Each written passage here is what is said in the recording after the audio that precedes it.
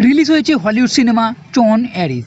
আর এই সিনেমাটি প্রপারলি হিন্দি ডাবের সঙ্গে রিলিজ হয়েছে, তাই কোনো অসুবিধা হবে না।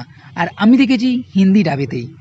এই ফ্র্যাঞ্চাইজির এর আগে দুটো সিনেমা আছে, যেটি 1982 ও 2010 সালে রিলিজ হয়েছিল। এই সিনেমার কনসেপ্ট সম্পূর্ণ আলাদা।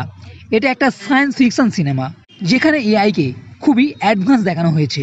এমনকি মানুষ কোডিংয়ের মাধ্যমে নিজেই কম্পিউটারের ভিতরে এআই এর কাছে চলে যেতে পারে। এর আগে সিনেমা দেখে থাকলে খুবই ভালো, আর না দেখে থাকলে এর আগে সিনেমা নিশ্চয়ই দেখে নেবেন। আর যদি নাও দেখার সুযোগ পান, তাহলে এই নতুন সিনেমা দেখার সময় খুব একটা অসুবিধা হবে না। তবে আমার মতন ভালোভাবে বোঝার জন্য এর আগে সিনেমা দেখে নিতে পারেন। তো এই সিনেমাতে বেশ কিছু অ্যাকশন সিন দেখতে পাবেন, তার মধ্যে মধ্যখানে ও শেষের ক্লাইম্যাক্স জবরদস্ত আছে। এই সিনেমা এখনও পর্যন্ত মিলাঝুলা লেগেছে।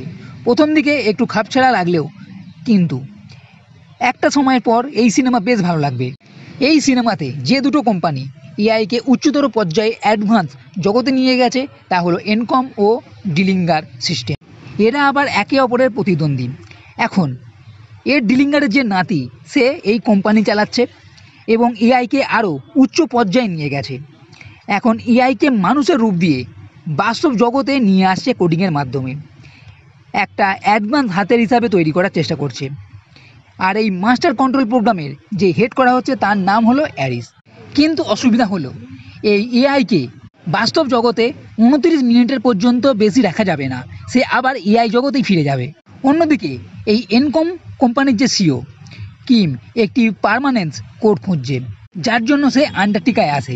এর আগে সিনেমাতে কেভিন ফ্লিন যে এআই এর ভিতরে হারিয়ে গিয়েছিল, একটি পার্মানেন্স কোড খুঁজেছিল, যার মাধ্যমে এআই বাস্তব জগতে থাকতে পারবে। কেভিন ফ্লিনের যে ছেলে স্যাম ফ্লিন, তার কম্পিউটারে এই কোডটি আছে আন্টার্কটিকায়। আর এদিকে এই এআই পার্মানেন্স কোডটিকে খুঁজছে জুলিয়ান ডিলিঙ্গারও। কিম এই কোডটিকে খুঁজে তো পায়, কিন্তু জুলিয়ান এই কোডটিকে পাওয়ার জন্য অ্যারিসকে বাস্তব জগতে নিয়ে আসে কিমের উপরে হামলা করানোর জন্য। তো শেষ পর্যন্ত এই কোড পাবে কি পাবে না, এরই মধ্যে অ্যারিস আবার বাগিও হয়ে যাচ্ছে, তাকেও মারার জন্য নতুন এআই ভার্সানকে নিয়ে আসছে। তো সব মিলিয়ে জমজমাট একটা সিনেমা। শেষ পর্যন্ত জানার জন্য এই সিনেমা দেখতে হবে। ও শেষের দিকে একটা পোস্ট ক্রেডিট সিনেমা আছে, আর এখানে একটা টুইস্টও আছে। ও এটাও জানা যাচ্ছে এর পরের পার্টও নিশ্চয়ই আসতে চলেছে। তাই সায়েন্স ফিকশন অ্যাকশন সিনেমা দেখার জন্য টন অ্যারিস দেখে নিতে হবে। তো বন্ধুরা, এই ভিডিও যদি ভালো লেগে থাকে তাহলে লাইক করো, কমেন্ট করো, শেয়ার করো, আর এই চ্যানেলটি সাথে পথে কখনোই ভুলবে না। এই ভিডিও দেখার জন্য ধন্যবাদ।